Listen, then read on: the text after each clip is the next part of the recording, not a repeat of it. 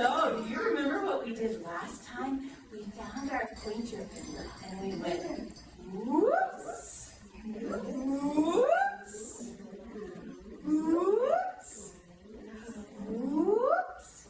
Now find your little baby finger, little pinky on the end, and we'll walk along saying, Johnny, Johnny, Johnny, Johnny, whoops, Johnny, whoops, Johnny, Johnny, Johnny, Johnny.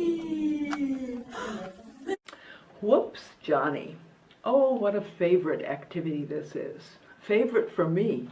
I love leading the parents to go, whoops, to find their high voice, to do it over and over again. And Kathy does that at the beginning. Whoops, whoops.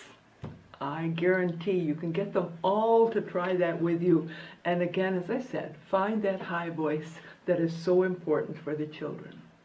How does she start? She puts her hand out, and it's a slow motion. And here's my hand, and where is your hand? She's not saying those words, but the motion says it. Is you have one like this?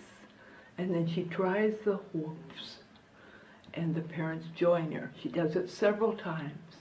And then find your little finger. Now we're going to go walking.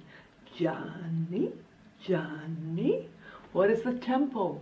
Very deliberate. It's no good for the children. Johnny, Johnny, Johnny, Johnny, whoops! No. These are little children. They need to find these individual fingers, to take time, to notice them, to touch them. And yes, the mommies or the grown-ups are doing it more,